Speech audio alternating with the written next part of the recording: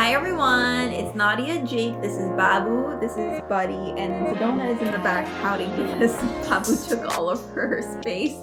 Today we're going to be talking about Inside Out 2. We just actually came back from the movie theater and we're pretty excited to watch this film. I want to hear your thoughts first. So, All right. Well, first off, what is your relationship to the original Inside Out?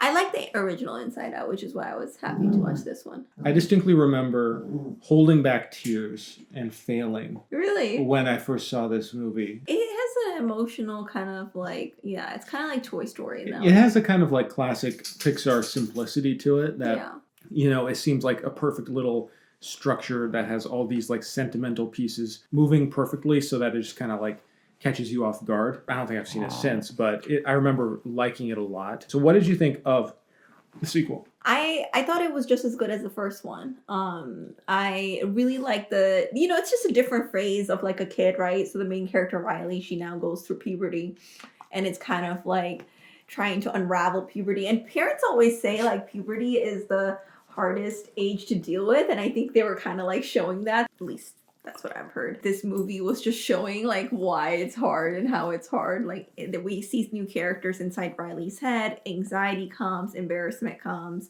Was it boredom comes? Ennui. Oh yes, yes. Interesting. A lot more dynamic in that sense than the first movie where it was just sadness that came. But I liked it. I thought it was funny. I thought it was like very cringy because teenagers, preteens, they do cringy things that I remember doing a lot, and it was hard to watch a lot of times, in the movie because I'm like, oh my god. It kind of felt like I was seeing myself if I had a reality TV, and I'm like, oh, I'm not that person anymore. I don't want to see it.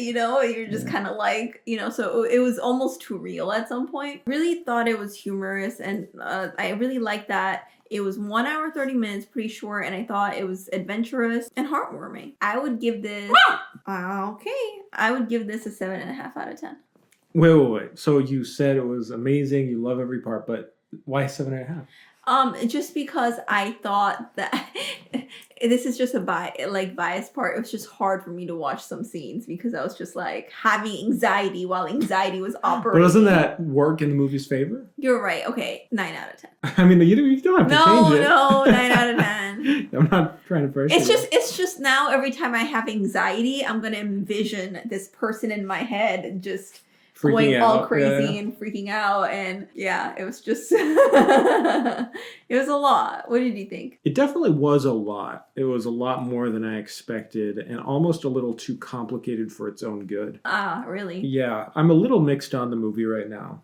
I think that's actually gives like the movie it's a good thing about the movie because puberty, the whole thing, I think that's the point, is that it is very complex because you're not understanding your own brain, you're not understanding your new body functions, your new self in society, and I think it's just really hard to figure it out. So I think that was intentional for it to be a little bit too complex and like the different emotions working together and kind of how that turns out. There was a lot I liked about this movie. I thought it was entertaining the whole way through. I wasn't bored. It had some interesting ideas and it was playful and it's a Pixar movie. I thought it really closely followed the kind of beats of the first movie. But with now it's anxiety. Now anxiety's the problem and all this stuff. Now we have the characters in her head have to go on this like adventure while Riley goes through her own problems and bad feelings and stuff. The main difference is that I don't think Inside Out was written with a sequel in mind. I think that Inside Out was kind of like the perfect premise for the age Riley was at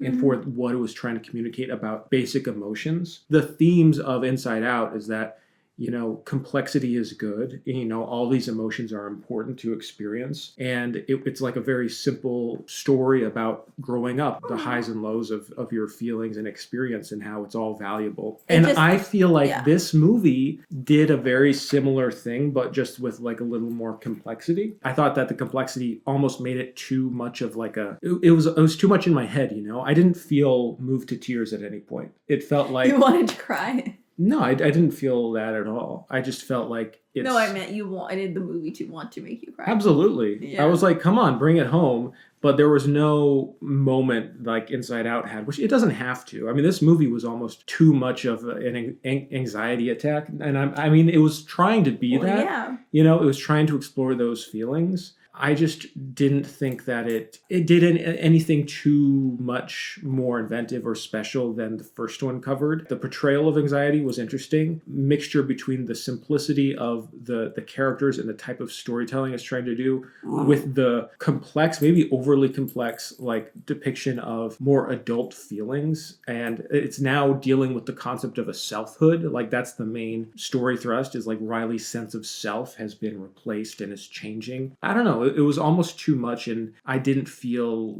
moved as I wanted to. I get what you're saying. I don't agree with you, though, because it's just... I don't think you felt as moved because it was just playing on your embarrassment of, you know, just like teenage guilt and all that awkwardness, you know? So I don't think it's meant to kind of move you in the same way that the first movie was. I think it did what it intended to do, although I do think that the ending was a little bit unrealistic. What would you rate it? I'd give it like a 6 or 7. 6 or 7, which one? 6 or 7. 6.5? Why must you pin me down? So he gives it 6.5 out of 10. I liked it though. I will say that there's a really hard for sequels to be well done, and this one I thought was well done. Plot, some of the like adventure stuff that the characters go on was kind of weak, and the character development for the like joy and stuff was like, I don't know, it was kind of obvious, and it was too simple and not complicated enough. I don't know. Still trying to figure it out. Maybe we can talk about it. Spoilers. Yeah, let's get to spoilers actually, so that we can talk about it. Yeah. All right. Spoilers for Inside Out. 3, 2, 1. I thought Joy was a lot more complex because she gives up. She's not as enthusiastic as she normally is, and she forgets her place. And I thought it was like, you know, in her own way, a little bit more complexity, because she's not just joy. She is feeling anxiety herself. Like, oh, wow, I failed Riley. I'm not going to be able to like achieve my mission. So I think like when you're talking about characters that are literally supposed to be one-noted and written that way, I think that's like a good complexity to have, is seeing that, you know. And also like in the movie, she says, of course, someone is like, do you ever get stressed out or something? I forget what they exactly said. Of course, I have to, you know, be joyful even when everything is like wrong. So I think it made her more human. I didn't like that part when she like has that little breakdown. Like, I have to be joyful all the time. I just thought it was kind of forced and like, nah. I don't think. No, I didn't feel that way at all. The movie needed that moment. I also didn't like the ending because she screwed over her new friends by pushing someone over, being too aggressive with one person, and right before, well, she was right after she was aggressive with another person, where she took the hockey puck from her own teammate so that she could score the goal. I'm like, you know, in real life, people would really hate you and be like, what the heck? Did you just like take a puck from your own teammate so that you can be, you know, you can score the goal? So, and that's the thing. It's like, it was honest in a lot of aspects, but there was also stuff that just ringed hollow, especially with Riley's story. I wish it was a little more like, I don't want to say realistic, but like, okay, it's so hard.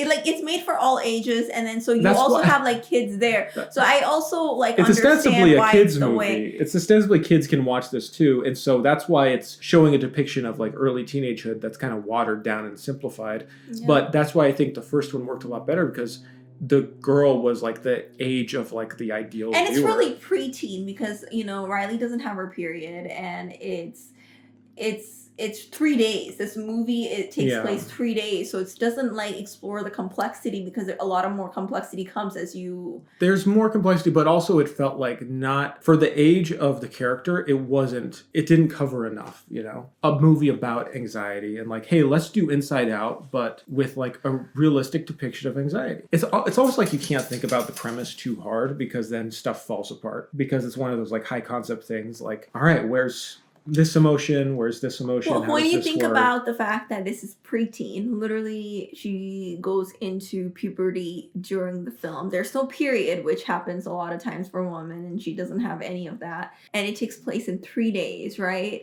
So I think that's kind of like, and then also it's like for kids to watch. I think that gives it a good excuse for them to portray it the way that they did, because the idea is that probably as Riley progresses into her puberty, that more things will come up. I felt like when the movie had the alert of like puberty, puberty, puberty, it was like, oh, it's day 1, 2, 3, but it's kind of like pregnancy, it progresses into first trimester, second trimester, third trimester.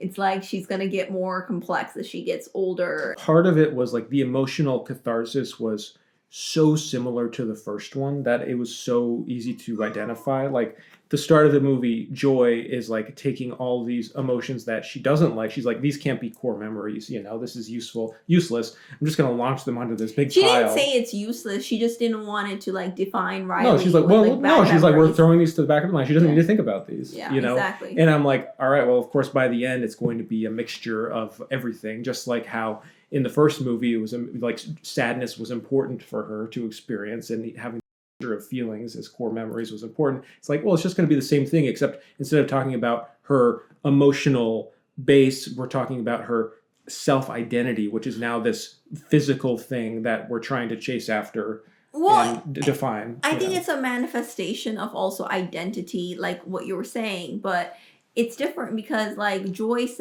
like when anxiety says, we can't make her into who we want her to be, she's going to be who she wants to be.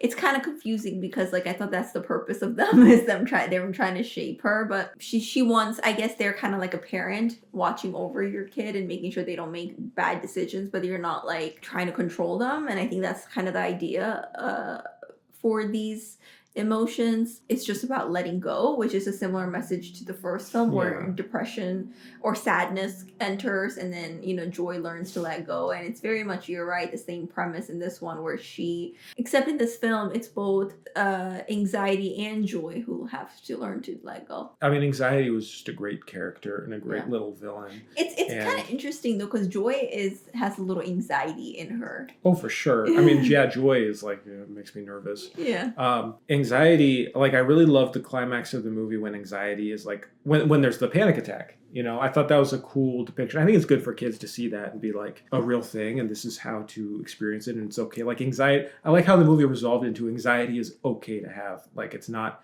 like even in the finale, like afterwards, where like they're like, okay, relax anxiety. Let's think about something you can be anxious about that's actually important. And it's like, well, there's this math test or whatever. It's kind of like self-coping, right? Yeah. So it's like that's good to visualize and try to interpret anxiety. I think a lot of good is there. I like when anxiety goes into the Speed Force and it's just like going everywhere at once. Felt like it was me too caffeinated. Yeah. I mean, it was making me anxious, like legit watching this movie. Me too, yeah. So, I mean... Stop it, anxiety! Definitely. It's almost like too similar to the first one, but a different emotional experience in that this movie is way more focused on like negative aspect of emotions. They said they have a winning formula, and because they have a winning formula, let's just do what we did the first one, but like make it a little bit more complex. And I can't hate on that. It works. It works, yeah. Well, let us know what you thought. Let us know. Thank you for watching, everyone. We will talk to you soon. We'll talk to you soon.